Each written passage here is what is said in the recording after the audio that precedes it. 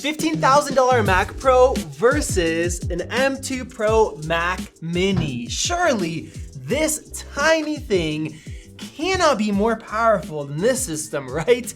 Well, the M1 Mac Mini was already very powerful, but the Mac Pro did beat it out in a lot of key real-world, hard-hitting productivity tasks. But now that we have the M2 Pro, everything has changed. We're gonna be going over a ton of different real-world workflows and showing you guys the differences and the few things where the Mac Pro still does better and why some of you guys might wanna buy one of these. Now, this thing was 15 grand brand new. Here are the full specs to show you guys and the specs of the M2 Pro Mac Mini. Now, I did spec this up with 1 gigabit Ethernet, with extra RAM, with extra storage. So it's definitely not the $599 Mac Mini, but the Afterburner card that was in this that I sold, that was $2,000 by itself. And the graphics card was $2,800. So there's still such a crazy price difference. Starting out with Geekbench 5, the 12-core Mac Mini beats out the 12-core Xeon by about 20%. Until this point, no Apple Silicon MacBook or Mac beat out the Mac Pro's sheer CPU horsepower, but with this new 12-core, it finally does. Now, because of this, you might expect CPU-based tasks to be 20% faster, but that is not going to be the case. Now, in terms of single-core performance, we went from 1100 up to 1936. That is 74% faster. And let me tell you, you could tell the difference even opening up files and folders.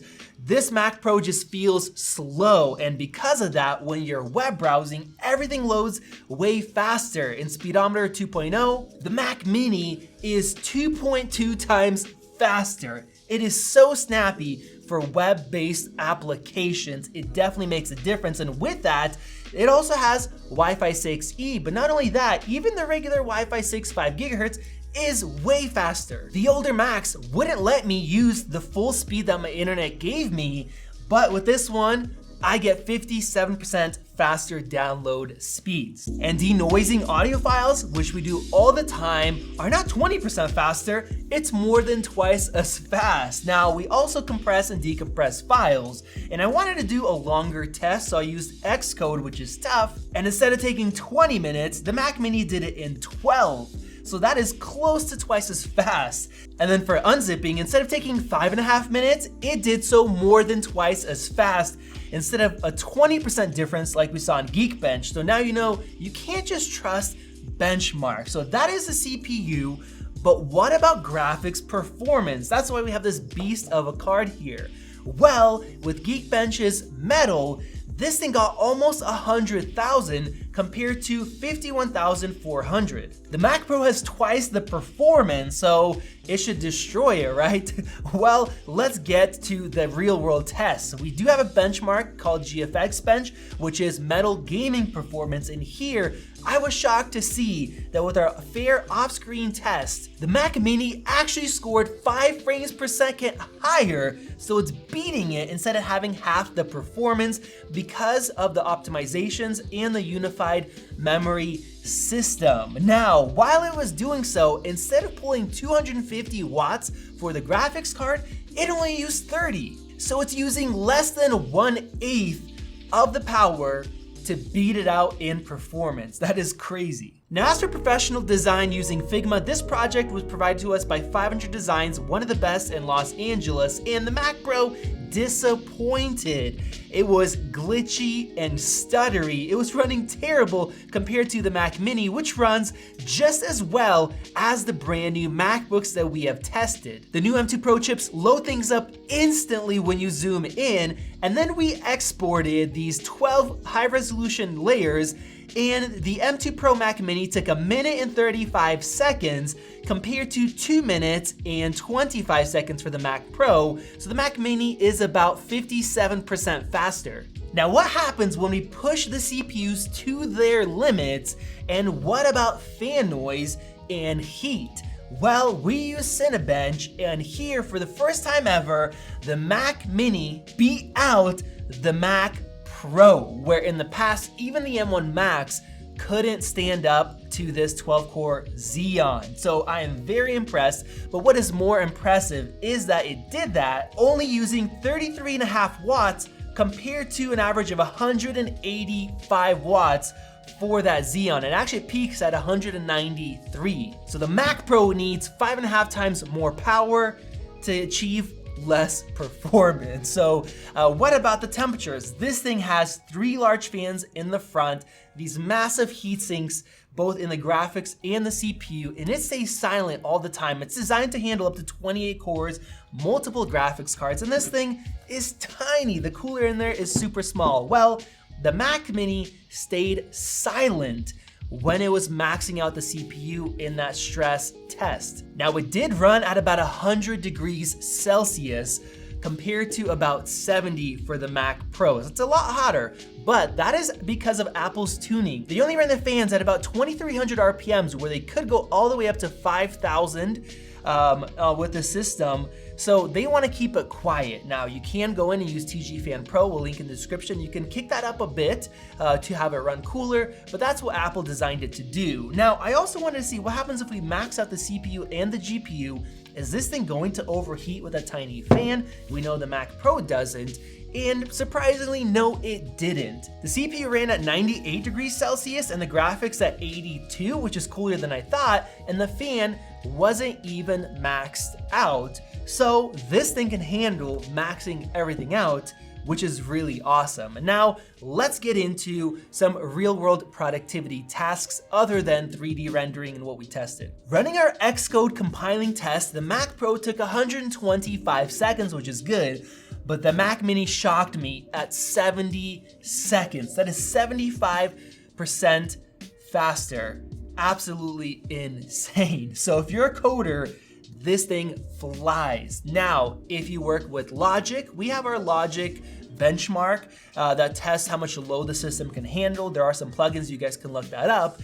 And although the Mac Mini did not beat out the Mac Pro, it got very close, where in the past, the Mac Pro was the powerhouse for music production. Now, this is a good time to talk about all the PCI slots because you obviously do not get it with the Mac Mini. But what a lot of people don't know is that you could still use an external enclosure with the Mac Mini over Thunderbolt, and we do have 4 Thunderbolt ports here, and you can put in Blackmagic DeckLink cards, you can put in external SSDs, and they even make these modules where it can literally hold your Mac Mini in there and then give you a bunch of connections in the front. You can put in a bunch of PCI cards and then tether Thunderbolt out of that as well. So it is super cool. Now you can't add external graphics, but everything else from sound cards and capture cards you can do. You can even put it into a rack mount like you can with the rack mountable Mac Pro. Now if that's overkill, they have these sets that can hold 3 cards externally,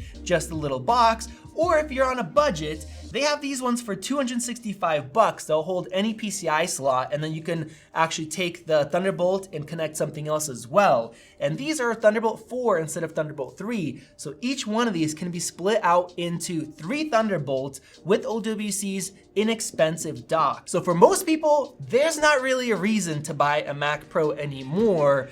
And that's maybe why nobody wants to buy mine, even at $4,000. And now let's get into photo editing, 3D rendering, and video editing. Starting out with photo editing, I use the new Affinity 2, which has a built-in benchmark. And here, in terms of CPU performance, the Mac Mini scored 60% higher, which I also didn't expect because in Geekbench, we saw a 20% difference. Now, in terms of raster metal graphics, the Mac Pro did still etch out the Mac Mini by a bit, but then with the combined score, the Mac Mini still did way better, almost 3 times as much. And that is just if you have tasks that can only do the CPU and the GPU and you're combining layers that way, it's a lot harder, and the Mac Mini really excels. Now, in Lightroom, this is one area that the Mac Pros 6-channel memory and having a ton of RAM made it destroy other systems. It was insane. I was shocked to see that the Mac Mini had the same exact export time for 50 raw edited high resolution images as the Mac Pro. That has never happened before ever, and this tiny thing can do it. Now, I also tested creating a panorama, and the Mini beat out the Mac Pro by 21%. And then I used Photoshop to create a high quality HDR image from 10 50 megapixel files, and the Mini was 47% faster. So that is another area where the Mac Pro excelled, and it was worth buying it before, but not anymore.